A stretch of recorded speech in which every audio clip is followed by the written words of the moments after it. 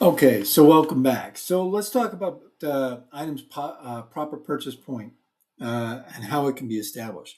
So there's something called the just-in-time theory, and then there's par levels. Years ago, it was considered good business to hold big inventories, right? Because that was equity, right? That was value that you had in the company. But over time, we've come to realize that having all that stuff, it depreciates in value, doesn't appreciate, well, depending on what it is, but we're talking about food, so it certainly doesn't appreciate. It depreciates in value. It costs money. Every second that something is being stored costs money, right? So we have learned that having a just in time is more important, or not more important. Just in time is a good system. Now, a true just in time is it comes off the truck onto the station where it's going to be needed. And then the next time the station needs it, it comes off the truck. So it doesn't, it's just when I need it. I'm filling up my ready areas on the line or whatever. Okay. So that is just in time. Another, less stringent way to be just in time is just it's like, okay, we're going to use this much this week. Uh, uh, that's what we order. Okay. So we order it just to go out. It comes in just to go out, right? It's not coming in so I can have it, right? So I could have a pallet of food that I could sit there and stroke and feel good that I have. So now sometimes you might want to have something there because, it's really hard to understand how things fluctuate because you don't know your needs and stuff like that. But par levels is a different way. Par level is identifying the amount of an item that should be held in reserve at all times. So what I'm saying now is, um, on a just in time, I really don't have a reserve. All right, I order what I need when I need it. A par level is okay. I never want to drop below um, X amount. Okay. And if I drop below the X amount, what do? I order some. Okay. So that's a par level. I'm sitting there, I'm fine. Everything's good. My par level is a case. I drop below a case, and then I order another case or another, whatever my automatic order is. Now, that is a good system. However, sometimes um, it doesn't always work because if I have if especially if your par level is not set right, all right, if your par level is too high and then you drop below that and you order some more and then your minimum order is like 2 or 3 cases, next thing you know you got double of what you need. All right, so but it is a good system. All right, so if it's done properly. Okay, will you work for me? Okay. So par value minus what's on hand plus special order equals order amount. All right. So I have my par value. Okay. My par value is 2 cases. I have 1 case on hand. So 2 cases minus 1 case equals 1 case. Right. So that's what I order, providing I don't have any special orders. Let's say uh, special order is a very important part of this because if we just do pars, and we don't take into account while we're having a banquet, so we need extra or whatever. So you actually have to make sure that you take care of that. So we are having a banquet, so we need an extra 4 cases or whatever. All right. So that's my order amount. So my par level is 2 cases. I'm down to 1 case. That means it's below par, so I need to get back up to par. So it's 1 case plus special order amount, and there we go. Okay. So managing food production and the production process means controlling 5 key areas. Now we're talking about process. Process is very, very much ignored by some people. All right. And other people, it's micromanaged to hell. Right. So there's a balance there. But ignoring the process and not supervising the process, you can waste an enormous amount of money. Okay. So there's 5 key areas that you want to look and process. Now, what am I talking about process? It means people taking the food, cooking it, preparing it, doing what you do with food is make it ready to eat, uh, and and then getting it out to customers. Some folks will take the same recipe, and one guy will use this amount, and the next guy will use the double that amount. How did that happen? wasn't accurate in his thing, or he's just wasteful. I have watched people trim fillets. Now, sometimes I've seen it on purpose where they do extra, they trim it too much, where they do a tenderloin too much, so they can turn that into tips and have it for lunch. But some people are just, they don't see it the way other folks do. They just use their knife, and then all this red is going into the trash with the fat. All right. So waste, overcooking, overportioning, improper carryover utilization, improper, inappropriate make or buy decisions. Okay, all these things are important. Waste is just not. Uh, uh, I use the example of the trim. Another waste I used to have when I first got on the line. I would uh, uh, I would always be behind because it was such a high volume place. So I would take sauces from the back that we made in house in the big, what is it, 4 gallon Cambros or whatever, and I would pour it in there, and then there was a little left. Uh, I didn't have room for it online. I just put it in the dish put. Right.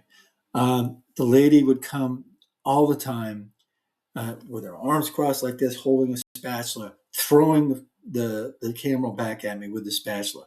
And I'm like, come on, man, I ain't got time for this. However, then I became the prep cook. And then I understood how much of a pain it is to cook this stuff. And quite frankly, when things go the way they're supposed to go, I know as a prep cook that I do one Cambro a week. But if the last Cambro was done and they threw away even an eighth or a tenth of the volume of the Cambro, and then the next time and the next time and the next time, I'm doing this 2-3 times a week, and it doesn't make any sense. And it's expensive. All right. So controlling weight, overcooking, having idiots on the line doesn't pay. All right. Having people that don't pay attention doesn't pay. Doing it right the first time, it's just like carpenters, measure once or measure twice, cut once, right? It's the same thing with cooking. You do the due diligence on the front end so you don't have to redo it. Okay. Over portioning, one of the worst things that, or one of the most significant things that waste money on the line. I don't know what it is, but 90% of the line cooks out there are convinced that the restaurant owner is trying to rip off the customers. All right. They're all like that. Oh man, we're paying $9 for this. And they're just getting 4 ounces of potatoes. They slam on there 6-7 ounces. Another way that waste happens like that over portioning is you'll see what's over portioning is whatever the line cook likes gets over portioned because they're enjoying it vicariously through the customers. All right. It makes no sense, but it happens. All right. And I'm telling you, it happens. Okay. Over portioning is very, very prominent. And it happens all the time. You need to make sure that when you do it, you got to do your pre-service lineups and reevaluate. Okay, guys, let's take a look again of what this plate should look like. This is the plate that I saw yesterday. I took a picture of this plate. You see this freaking uh, volcano-sized mound of potatoes. All right. Then he said, this is exactly what it's supposed to look like. And you do that retraining. Improper carryover utilization. Carryover is a professional word for leftovers, right? Carryovers. Now, if we have something that goes out and doesn't get sold, it stays in the window, can we carry that over? Absolutely not. Something goes to the table, but a basket of bread. If we put baskets of bread to the table and they don't eat that bread, we can't keep that. If it goes to the table, there's no carryover. What you can carry over, though, is the stuff that is in the Mies coolers, the stuff that's in the reach-in coolers that we did a pan of par cooked chicken or something like that. We, as long as it stayed it stayed in the out of the danger zone, that's fine. Uh, some things you just can't carry over. Health inspector in Bald Head wouldn't let me carry over rice. We'd have rice in the rice cooker. They wouldn't let me carry it over. Most of you know that rice can be dangerous if it's in the danger zone, but if it goes right onto a sheet tray into the walk-in where it's cooling very quickly, it's not a problem. But I wasn't allowed to keep it, and I didn't. Okay. So inappropriate make or buy decisions. We may or may not know what make or buy is. Make or buy is this. we have items that um, may be a certain amount of prep doesn't affect the quality that much. If we do it in house, if I'm making something that is very, very specific and it's very tried and true recipe, of course we're going to make that each and every time, right? But let's just say it's something like uh, I could buy tomatoes already cut up and diced, or I could pay someone to dice them. Now, what we do is we do a make or buy. We figure out the labor and we figure out the savings. Generally speaking, stuff that has more prep done when you purchase it costs more money. So you need to make sure that you're taking care of that or understanding it. You'll see both ways in this. You'll see people just go for convenience. I had a chef that always wanted stuff, never wanted anybody to cut anything up because he was used to people being very slow. Well, he ended up with a bunch of people that were pretty fast, but he still bought the stuff and it was hugely expensive. And he paid like 30% more for something that it would have taken me 5 minutes in order to take the cheaper stuff and turn it into that.